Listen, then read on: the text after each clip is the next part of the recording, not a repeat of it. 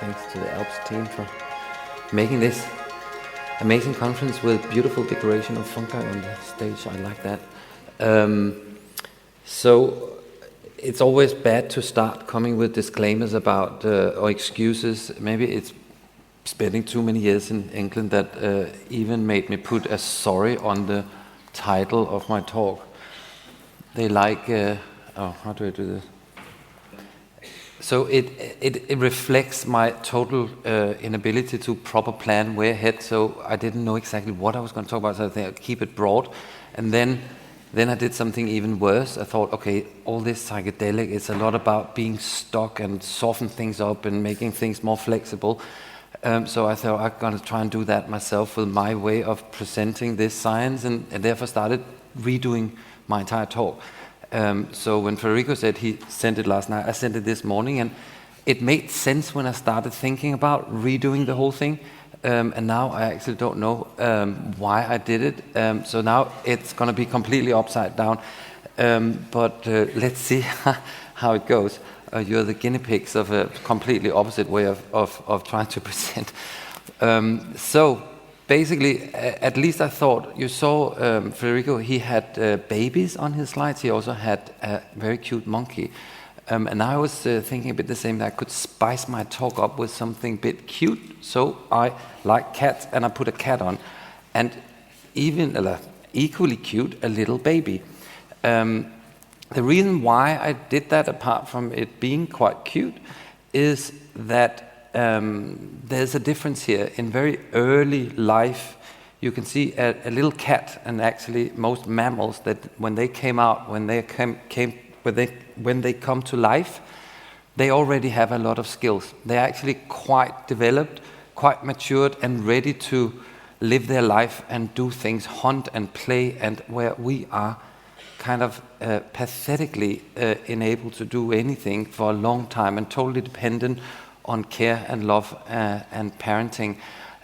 One of the reasons for that is part of the sort of evolution of human, that we went from running around in the savannah on all four, we came up, standing up, and then made the pelvis go less wide, and then there was less space to get a baby out, and we also have developed the biggest brains compared to our body size and weight compared to other mammals.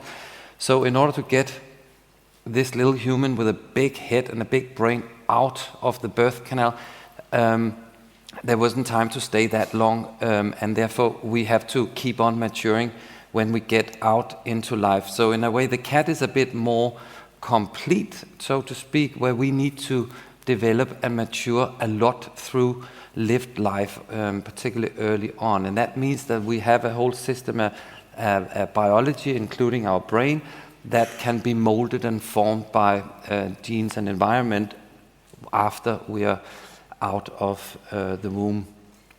And that also means that there's a lot that can happen in that period. So one of the things that happen is that our brain, from early life till adulthood, is maturing, and one of the ways it's doing is finding its way to connect. The different brain regions are finding their path, both anatomically linking with each other and functionally finding these networks in order to collaborate.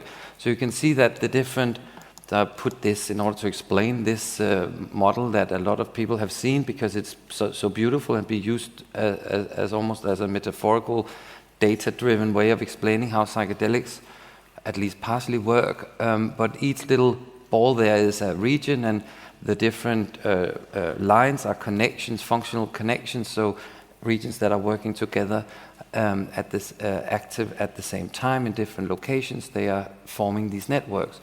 And that is what is fine-tuning through maturation into adulthood. And basically, that is in order to make everything more efficient, save time, save energy, and be more efficient in living life and solving tasks and engaging in different situations, and have a clear, logical, quick thinking and a quick interpretation of the world around us.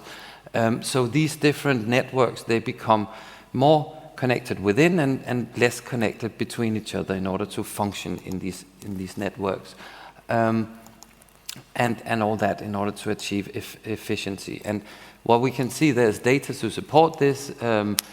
We can see that this within network integration becomes stronger for most networks in maturation, and the separation, the segregation of the networks also is increasing through our development. And also we can look at it in a bit of a different way, more modular way, that the modules become more separated, so increase in modularity of brain region clusters and the way that they interact with each other, all that through from childhood to adulthood. In addition, there's this sort of dominant neuroscience theory about how the brain works, and that has to do with the same thing. It is in order to have a quick and efficient way for the brain to work that is not spending too much energy, and that has to do with prediction error. So that is a model where the brain using Bayesian interference to generate predictions about incoming sensory inputs, and then when there's a mismatch between these predictions and the actual inputs coming in through the different senses, then the brain updates its models or its priors through prediction error. So this is an example of how this works. This is a visual illusion. Now I have to say it's an illusion, so it's a stupid way of starting it. But if you look at that, what color, can anybody shout what color they see of that can there? People, at least some people see red. It works much better on the slide. Because actually there is no red there. It's because we know that a Coca-Cola is supposed to be red, and therefore our models are overruling sensory input and filling the gaps and concluding that it's red, despite there's no red in this image. It looks much more red there than there for some reason. So therefore I also put that one, because that works. And that's this turning mask, and we know that a face is convex, so we overrule that suddenly the face is going the wrong way as it is in a mask, and that's how visual illusions works. And that's because these models are in a way deciding and interpreting and overruling in a top-down way how we see and meet the world. We know something about that from other people's work, that some of alpha and beta bands activity that we can measure with EEG is involved in this sort of top-down model. And all that, again, the reason why the brain is doing that is in order to be efficient. So also that evolves. Our brain models evolve also throughout maturation. So basically, as I mentioned, the environment can impact on these maturation processes, the formation of the models of these top-down way of acting, and there's obviously a risk through that development to be stuck in certain models, to be stuck in certain top-down functions that might be maladaptive. And we can, even when this moldable clay is turning into a nice, more set, efficient pot that we can use for something, it can be stiff and also sometimes with cracks if things happen that we develop maladaptive models. So if we think about what can go wrong, and one of a common feature that at least I think is a sort of a common denominator in a lot of mental health is this sense of stuckness, and not just sense of stuckness, actual stuckness. Stuck in a lot of different ways that are basically going through whatever mental health condition we are thinking of. And some examples of that could be that you are stuck in not being able to make decisions because you need more and more and more information in order to make a decision. So that's one sort of stuckness. Lack of openness, which also makes you stuck. Emotional flattening, so stuck in a sort of low mood, blunted, flat state. Anhedonia, part of that, negative affect, rumination, that's really being stuck in negative, rigid thought patterns. Negative cognitive biases that makes us stuck, so we constantly misinterpret the world in a negative direction, or even our own thoughts and experiences. Reduced libido, which also could cause some stuckness, I guess. And thought suppression, feeling of isolation or disconnect. Substance seeking is also really a very sort of unfortunate and difficult state of stuckness, where the brain is even hijacked into being stuck in that it's everything related to your addiction that is overruling your ability to react brain-wise to natural rewards. So that's a hijacked brain reward stuckness. Negative reinforced behaviors. Pre-contemplation, that means that you are sort of stuck in a state before you feel motivated and able and ready for change, basically. And that is where people, in a way, are not ready to engage in a therapeutic process or journey because of that stuckness. Excessive concerns will also keep you stuck. It could be about your body perception, relation to food or germs, rigidity, that's sort of really stuckness, and experiential avoidance, simply not being able to address and approach and what is painful and difficult in whatever mental health condition you're suffering from. And as you can see, some of the key mental health disorders, they are related to some of these features listed here. So if we theoretically think about this stuckness, these maladaptive processes that creates this, and whether we could sort of revert and go backwards and remold, reshape, renew some of these patterns, these models, these networks, that might be a good way to sort of approach for change, also on a biological level. So the psychedelics, that I will go very quickly over. I assume most people in this conference already know what we're talking about. The drugs that are very much in focus is psilocybin, which the active metabolite in the brain is psilocin. It's DMT from ayahuasca, and we also use that in its pure form in trials. 5-MeO-DMT also being used now a lot in trials, also in our lab, and then molecules that are already existing as medicines, ketamine in particular, MDMA, that we all know just had a setback with the FDA rejecting it in the first place, and it's now going through more trials for PTSD and so on. But I won't be talking much about this. And then LSD that we heard from the family, which was fantastic, LSD as well. So the classic serotonergic psychedelics are quite similar in structure to serotonin itself, one of the key transmitter molecules involved in mood regulation, sexual function, appetite, and so on, which also informs their pharmacology, that they mimic serotonin itself on a lot of serotonin receptors in the brain, in particular the 2A receptor, which is 1 out of 14 serotonin receptors. If we block that, we take away the psychedelic effect, and that I will not be speaking more about unless somebody who wants to ask questions about it. I mean, I think most of you already have heard that in many talks from many people before. This is also familiar territory for most people who have an idea about psychedelics. I think this is sort of a decent list trying to explain what is it that an acute psychedelic experience is about. So there are perceptual changes. Then there's all this that we refer to sometimes oceanic boundaries, if we take it from the altered state of consciousness scale that we just heard about, mystical type experience or psychological peak experiences. They typically have to do with all of this. And then down here, something that is that is therapeutically deeply interesting, but also tricky.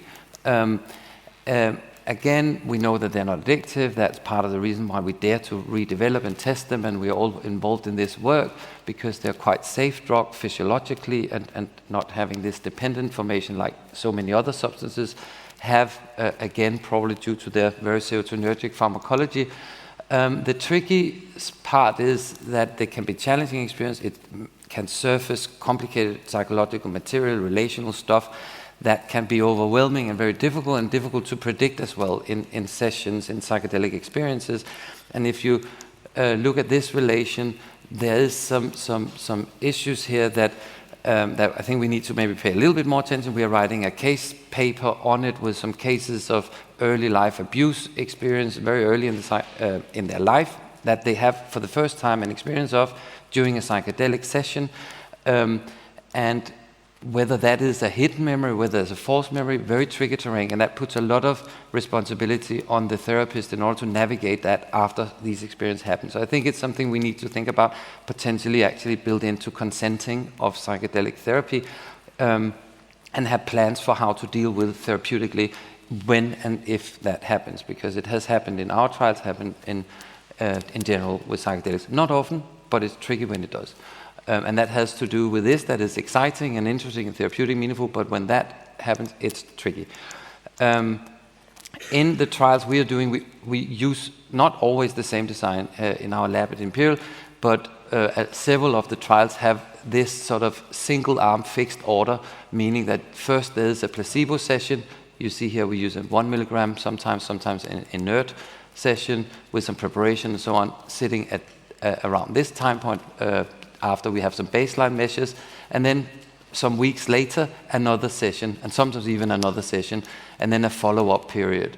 There is some preparation, psychological preparation by the therapist team, there's integration sessions and so on, sitting on this timeline, and then follow-up period, as I mentioned, and just to mention that the psychedelic sessions happen in a sort of purposely built, at least an attempt to build, a nice setting with dim light and so on, in order to frame and contain and have a supportive and also aesthetical pleasing and not overwhelming and overstimulating environment. There's music, there are guides in the room and so on. And so we are using a similar kind of design for several studies, both in psychedelic naive, people who haven't tried psychedelics, healthy people, in our anorexia nervosa trial, chronic pain fibromyalgia trial, and then also in our most recently finished OCD trial where we used a different dose. These trials here use 25 milligram, so full psilocybin dose. This one is sort of medium dose that we used in our OCD trial, and then we have done a couple of depression trials that didn't use that exactly. There was this open label, meaning there wasn't this placebo element in that one in our first depression trial, and then later on, oh, that's wrong. That's not 35. That's what a typo. It's 25. So that trial was a randomized trial with 2 arms where people were randomized to either 2 sessions with psilocybin or escitalopram for 6 weeks with some fake psilocybin sessions. So they underwent the same number of hours with therapists and music in the room and similar. And then we are now launching 2 addiction trials, one opioid use addiction with governmental funding and another gambling addiction trial in the lab. So we are sort of finished off with these ones and now tuning into addiction that we have more expertise in the division where we work at Imperial, and we have done other kinds of addiction science before and also more clinical work than in the other fields that we have been in the most recent years been running trials in. So how do we investigate, what do we do in these trials apart from obviously assessing clinical response and, you know, on all these validated, slightly arbitrary ways of assessing mental health that is already arbitrary way of diagnosing it. But in addition to that, we try to understand mechanisms, and in order to do that, we use imaging. That's the tools we have, and we have different kinds of imaging tools. We have PET, which is the molecular way where we can assess and measure things in the transmitter system. We can measure receptors. We can measure release of neurotransmitters. We can measure different proteins and transporters and so on in the brain in a very, very specific way. And that's ridiculously expensive, so we don't do it as much as we would like to do now. We just actually got a grant to do more PET work, which is very rare that happens. Then we can use the magnetic both for structural, so the MRI for structural and also functional assessment. So we can use diffusion tensor imaging to track tracks in the brain or just measure volumes of gray matter, white matter, and so on. But we can also look at the functional connectivity, for instance, or modularity that we talked about just before. And then with EEG, we can measure electrophysiological things and also include paradigms. We can also do that with MRI. We have some plasticity-related paradigms that we are applying in a lot of trials. We don't have much data to show yet about that. Others are also doing similar, which is exciting to see where that goes in terms of the human evidence, the evidence in humans for plasticity following psychedelics. There's a lot of preclinical, that's great, but we don't really have the same abilities to detect and test in humans, so we have to use the different imaging techniques that gives us access to the human brain and possible plasticity changes and see how that relates to the psychedelics and their therapeutic outcomes. And that we can also do with PET in a different way. So first, a little bit diving into where I started with all these networks and the integration, increased integration, increased segregation in brain maturation, the figure that I showed before, and this is the acutely on psychedelics, in this case psilocybin, has been replicated the same phenomenon, that you have this breakdown of the segregated networks. And also so we have reviewed some of that recently, and what are the sort of where are we approximately, the field, in what findings we have with these different tools that we can assess brain function with. So we have the other ways of looking at the connectivity that I already talked about, and we can also do that sort of after the psychedelic is no longer in our body and brain. We can measure modularity, and what we have seen there is that it goes in the opposite direction, so not like through brain maturation to more modularity, but we see a decrease in that modularity. And we don't see that in our trial where we compared it with escitalopram, a gold standard, quite well-performing SSRI. We didn't see any change in modularity after the SSRI, but we did see it after psilocybin, and we even saw that the more that modularity was decreased, the better treatment response was that these patients have in this depression trial. We can also assess emotional reactivity, for instance, in the amygdala and in the whole brain, by exposing to different emotional phases and so on. And when we do that, let's start with modularity. I already mentioned what we have seen here in depression. It's not necessarily the mechanisms or a biomarker, but it's definitely interesting that it seems to be both not happening in SSRI, but in psilocybin, and predicting the treatment response. And interestingly, when we look at the psychedelic naive healthy, I mentioned that we have also been trialing, we also see that a decrease in modularity is associated with increase in well-being. So that's kind of nice to see different things, different populations, separate studies with the same measure pointing in the same direction.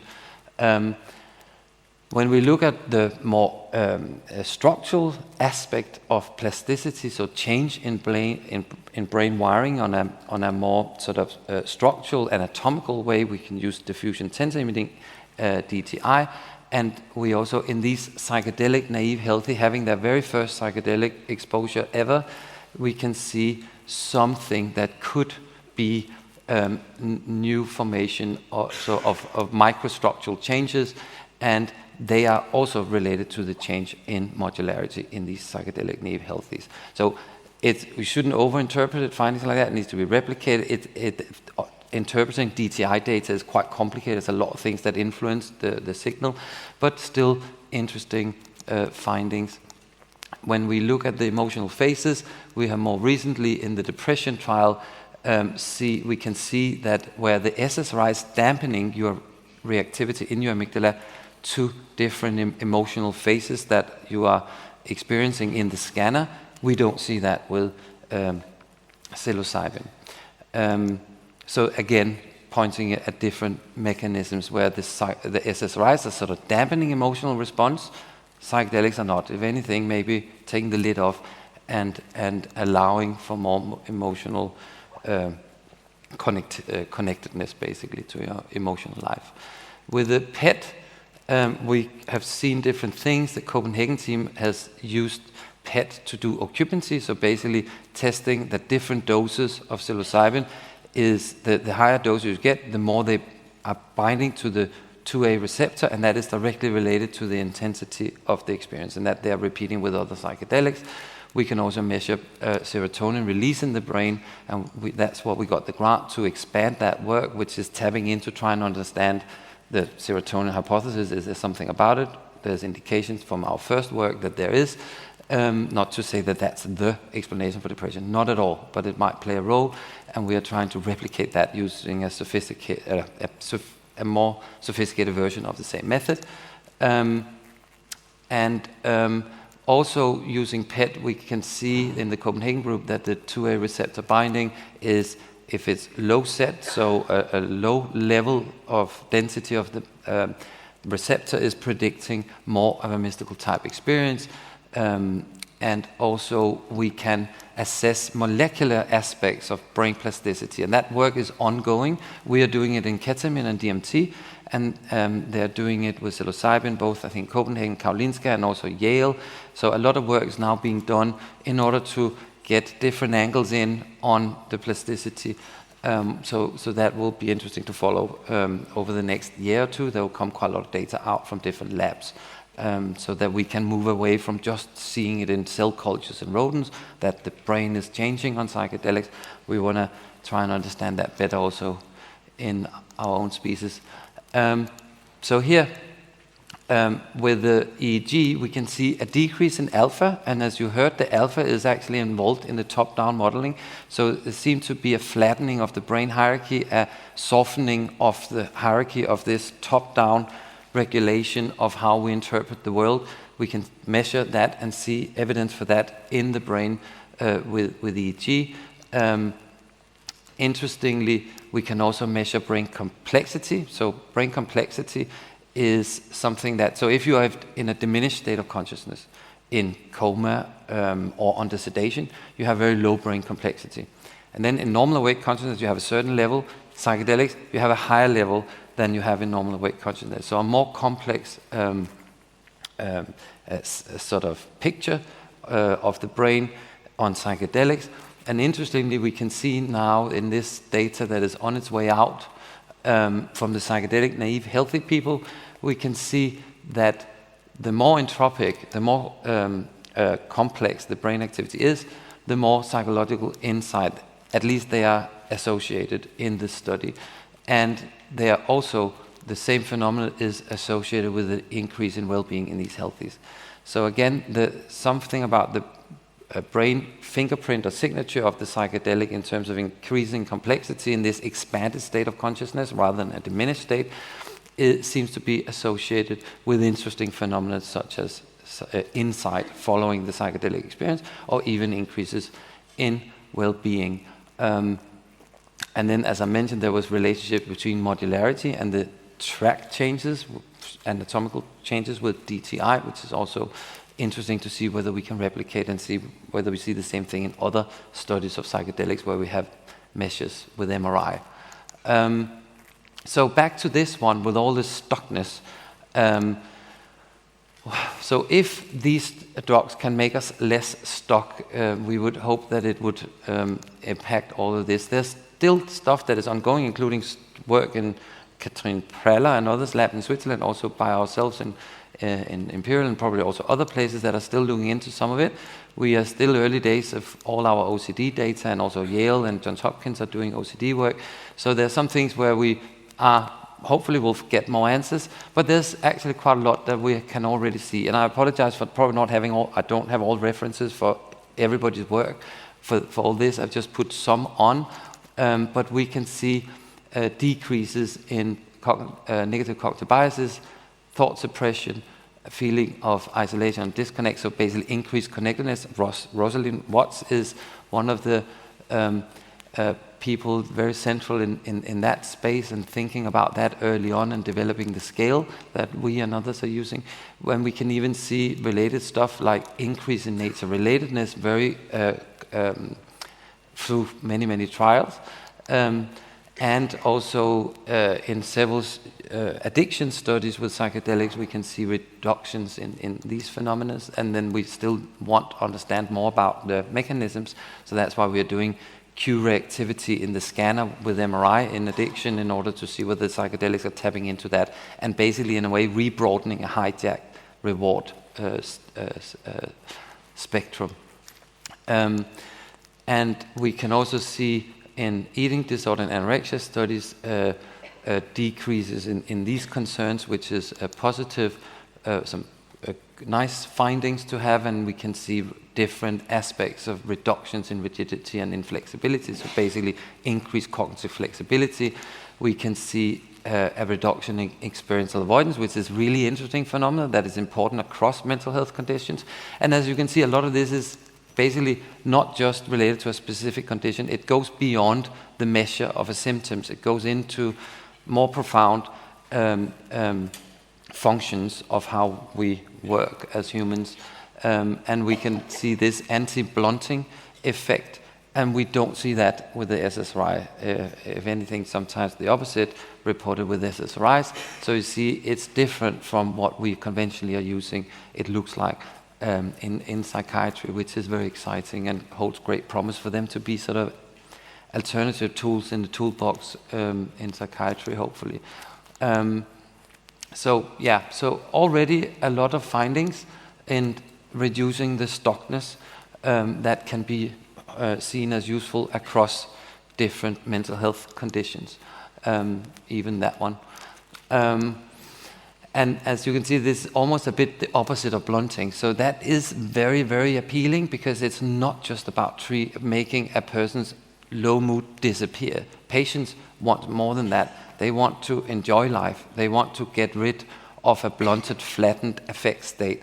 It's not enough that the mood is elevated a little bit. It's not to say that the SSRIs are not good enough. For some people, they really are very good, and there is evidence that SSRI work, but for a lot of people, they don't, or they don't work well enough, or they create this blunted state, and that's where the psychedelics seem to have an important opening by doing something very different.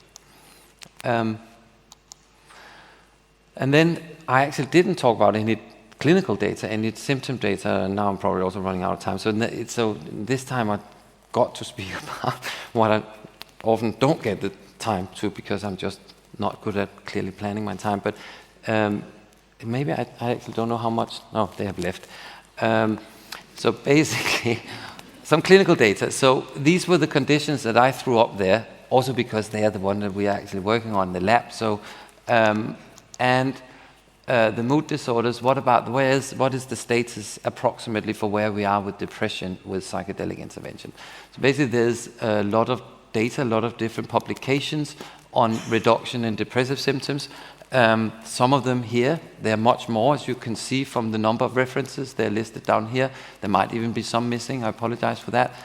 Some of the bigger ones, the Compass, 233, 3 different doses, psilocybin, again, same drug, Usona, also in a large trial of 100, and then small pharma, which is interesting because that's a DMT study, so that's not psilocybin, but intravenous DMT, so a much shorter psychedelic experience, also tested in a phase 2A trial in depression. And basically, the data look pretty similar effect sizes, and quite sustained effects over months in the follow-up. All that great and promising, and that's why it's keeping on.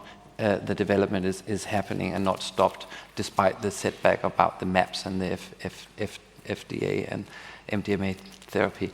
And we have done a couple of trials I mentioned. We see basically at 6 weeks, so we see very dramatically better response rates for psilocybin, but when we look at 6 months, they're very similar. So there's improvements, but it's similar across the two groups, so whether you got 6 weeks of SSRI, with all the therapy that came with it because of the design of the trial, or whether you got the 2 sessions with psilocybin.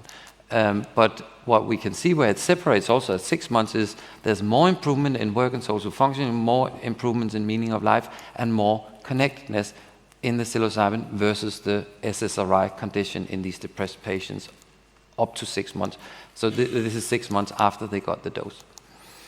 And a bit of an attempt to summarize a bit where it is. There's more than 12 studies, long-lasting antidepressant effect within condition, pre-post effect sizes in this range. And basically it looks like the effect sizes are around 2-3 times what is typically seen with SSRIs or talking therapies for depression. So that's part of the reason why it's exciting. They might reduce a bit when the hype is, fizzling out a little bit, but that is expected when you have new treatments, but still exciting. And it's particularly exciting if you think about all those additional impacts that the psychedelics seem to have that I showed you before, that is beyond the symptoms. We need to explore a lot of things. The role of therapy, in particular context of the setback with the FDA, The companies, they have an interest in potentially in reducing the therapy component, so it's easier to get it strategically through the regulatory processes. That's a bit of a concern. So therefore, it's not going to probably be the companies examining that. There needs to be independent investigator-led academic trials funded to test the role of the therapy with psychedelics. That's really important. The role of the setting, what does it mean? Does it have to be a nice room? Does it have to have these guides in there? That's basically more tapping into the therapy. Does it have to have music and so on? And the work, Robin Card-Harris, who started the center at Imperial, who's now professor at San Francisco, their lab is examining a lot of that. Dea Sigård-Stenbæk from the Copenhagen team is leading a big trial with music. So a lot of people are involved in trying to examine some of the setting. The therapy, I think maybe people at Yale are doing it. Maybe somebody here knows what they're doing, but I heard that they might be doing that, which would be fantastic. And more studies needs to be done there. There's the Celia Morgan. Anyway, I'll come back to that if I have time. And then looking for predictors, we know more and more about something that seems to be predicting a psychedelic peak experience, which is important because that seems to be predicting the therapeutic outcome. But we need to create overviews and also examine more and be better at predictors and biomarkers, also some more objective measures, not just a scale, but also something we can objectively measure. And then long-term data are really important for any new treatments to be approved and licensed. We need to know, yeah, but what about the people who don't really respond that well, or the people who responded well, but after 2 months they are unwell again? What do you then do? Do you redose them? Do you dose them with something else? Do you put them in SSRIs? What do you do? That work is not done yet. I think it's a little bit built into the COMPASS phase 3 trials with psilocybin, which is meaningful. So all these things need to be addressed. Back to this slide with the conditions. We have now addressed a bit about that. Now a bit about OCD. It's going to be less because there's less data. There was a study in 2006 published, one of the first in the modern era of any condition with a psychedelic, was the Marino study in OCD, showed good promising results in OCD. So we have done this, and again Yale and Johns Hopkins are also doing OCD work. We did it in 19 OCD patients, single arm fixed arm, as the design I showed you before, basically that design, and used 1 milligram as the placebo and 10 milligram as the active dose. And then I'll just show you, these was shown for the first time a couple of weeks ago at the ECNP in Milan. And this is just, it's basically not a clinical trial. It's a lot about psychological functioning, cognitive functioning, and imaging, and very focused on flexibility versus rigidity. But here, what I'll show you here is just the clinical results that are in a way secondary outcomes in this trial, because it wasn't set up as a clinical trial. But despite it not being a clinical trial, the data is actually that what you see here is they first get this fixed order, the placebo, follow up for 4 weeks, and you don't see much improvement. Then they get the 10 milligram, and then you see a drop. And these time points here, their symptom severity of OCD is less than it was when they started the trial. And that's not the perfect statistics. The perfect statistics comes here. That is when you compare what is the difference between what happened over the 1 milligram period versus what happens over the 10 milligram period. And that is statistically different at the 1 week. So it seems to be, even in this non-clinical trial, an improvement in symptom severity at least 1 week, depending on what stat you use, potentially also maybe at 2 weeks. But conservatively, just at the 1 week time point in this small pilot study. And that is actually quite exciting, also because nobody has really done these psycholytic level mid doses, so that it might hold promise to use more. You could maybe use more doses. Anyway, there's a lot to explore further with this in OCD for sure. And also let's see what the others are finding with the more full doses at the other centers. Then directly to eating disorder, and here I'll really sprint through it. So you just have seen some potential possibly exciting results very briefly. A trial that used the same fixed order single arm design, and obviously now I'm not mentioning everybody, it takes too long, but obviously there are fantastic teams actually doing this trial alongside the center, in the center at Imperial. They've done fantastic work to do this. So everything I'm presenting is like a lot of different colleagues' work, obviously. A bit about what is anorexia, I'll skip it. It's a very severe with high mortality, with not many treatment options. So it's an important one to try to look for alternative treatment models for. There was some indications, case study seeming to show some promising effects of psychedelics in eating disorder, in anorexia, and also we can do surveys and questionnaires, and also some people have done interviews after ayahuasca ceremony, all that pointing towards there's something here that needs to be examined in terms of psychedelic intervention in anorexia nervosa to see if we can shift things. Yeah, I'll skip that. And then to some of the preliminary results, and we indeed do see some changes.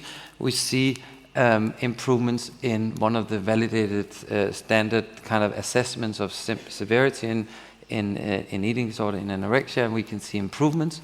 And we can also see specific reductions in the restraint and eating concerns elements, and not really much in the weight concerns, not as much as in the others. Anyway, it's also depending on statistical power and so on, but you see we have effects here. We can also see even at 3 months, which is 3 months after they had the intervention, there's still statistical improvements compared to when they entered into the trial.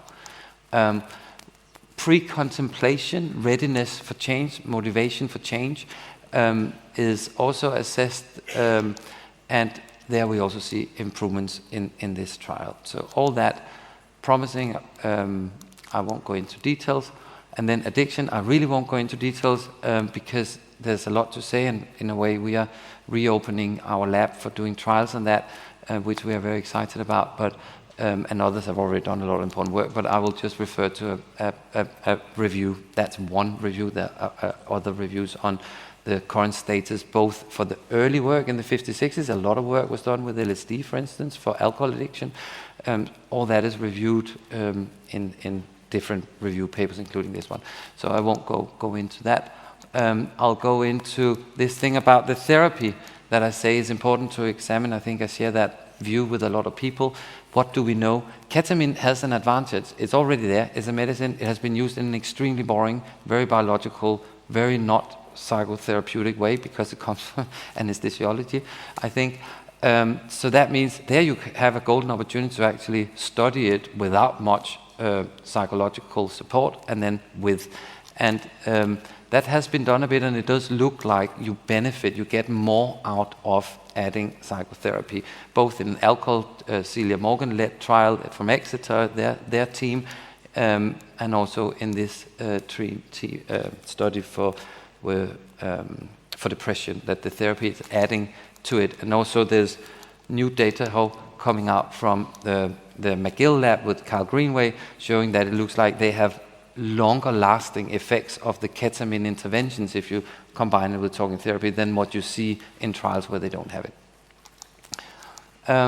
What about the actual experience? We can see that in our first depression trial, we could see that more you have of the mystical type or peak, psychological peak elements or oceanic boundaries elements of the experience, the ones that have a lot of that, they are the ones that responded in the trial. That's an interesting indication that has been replicated and also shown a lot in a lot of trials. I haven't put all the references on there, also review papers on it. What I will show you is data that you might not have seen because they're more new. We refined this also in the DMT trial for depression. It looks like the peak elements are directly associated with the outcome. So it seems to be quite consistent story. So does that mean that it's really important with the nature of the experience, the subjective experience, the peak elements, the mystical type? Is that important for their effects? We don't know, but it kind of indicates because there's this association, but it could just be an association. It's not causal. What if we actually intervene and interrupt the experience? Would that have an impact? If we do that, then we did that in a DMT study in our lab. Leo Roseman published it recently. And then you do interrupt, you do diminish the peak elements of the experience and also have less of an improvement in well-being. So that points to the fact that the experience might be important. At least that's a more experimental way of assessing it than just looking for associations. that could be done in an even better designed, larger version of such a study. Also, you could argue that if microdosing is amazing and really works, then with the same drugs in different doses, but without the experiences, maybe that could point towards that maybe the experience is not that important. But I would say we are coming out with a review on microdosing and reviewing all data for microdosing and its beneficial effects. So this is a teaser for that, because it's impossible to explain you the whole thing, but basically what it shows is that the benefit of microdosing seem to be there in trials where you don't have a placebo condition built into it. So if you do retrospective survey collection of data or prospective, actually Lasse who made the figure sits right there. It looks great when you see it big, the Christmas tree. So basically, when you go up in the hierarchy of evidence and you have placebo control built into the designs, then suddenly the effects beyond placebo seem to vanish a bit with microdosing. So microdosing works well, potentially very much driven by expectations. That is what all the trials, when you look at them together, point towards. There will be people who claim that they really work, but I would say we don't know yet. We also can't claim that they don't work. Maybe they need to be combined with something. Maybe they're increasing plasticity a bit and could be done together with therapy, meditation, lifestyle changes, and so on. Maybe trials like that will show that they actually work better than placebo if you combine them with stuff. But basically, that is not supportive of that experience is totally meaningless and not important. That doesn't support that. Basically, a lot of stuff could be done. It's difficult to understand and actually examine the effect on the impact of the experience, but some things that could be done. The most ultimate way of doing it, obviously, is to develop which people are developing non-psychedelic psychedelics that share the pharmacology but don't have an experience. Whether they won't have an experience in humans, who knows? It's early days, so we will just follow it with excitement and see what happens. That would then totally, if that works as well, that would go against that the experience is absolutely key and instrumental for the action of psychedelics in a therapeutic manner. All right. Now, because it's a new talk, I don't even remember what's left. Maybe I'm done. Yes, I think I am. Thank God. Thank you. Are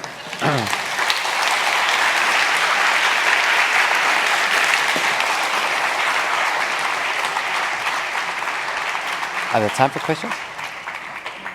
Yes, exactly. Yeah, so we have some time for some questions. Just raise your hands. Any questions? There's one there. All right. Hello. Hi. Hi, David. First of all, good presentation, I would say. There's a difference between classical psychotherapy and psychedelic therapy, right? In classical therapy, we are exposed to things about ourselves very slowly, sometimes over months or even years. To me, it seems that through psychedelic therapy, you get everything all at once. And that can sometimes be too overwhelming for a normal human being who has not been exposed to such an experience. So how does therapy, that's very limited therapy after psychedelic sessions, help in resolving that and integrating all that you have learned or all that thing you have been exposed during a psychedelic experience in your real natural life?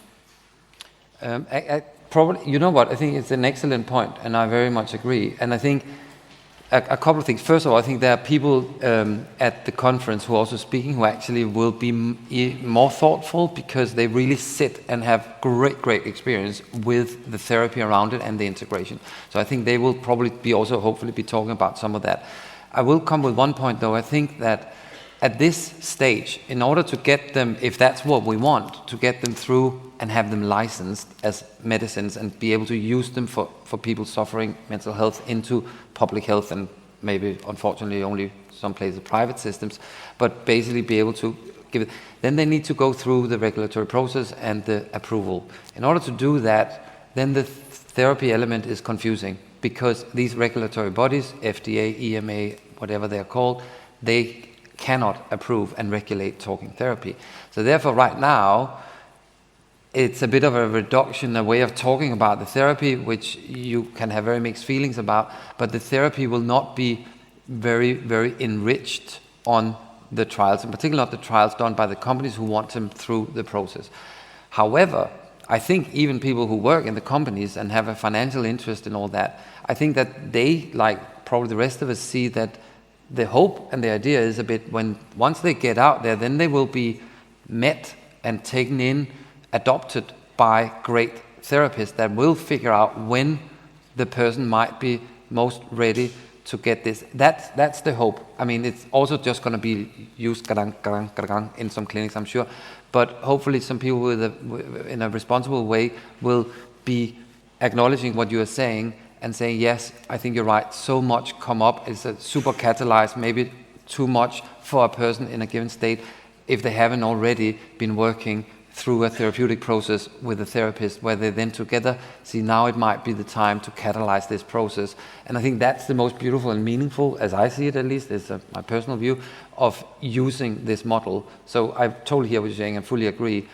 But right now the trials are done like that, also with limited integration. I think ethically you need to have the ability flexibly to add in more integration if way too much complicated, challenging material appears, then you do need to offer more integration in order to at least try to land it somewhere relatively meaningful for people after. So if you only have 2 integration sessions, that might not be enough for all the participants in the trial. For some it is fine, but for some for some of them it won't be, and then you need that flexibility in the trial design, which makes it also complicated in this whole phase where they go towards licensing. Yeah, I'm sorry we don't have time for questions anymore, but don't worry, you'll be around, I guess. Yeah. Thank you. Thank you. Thanks.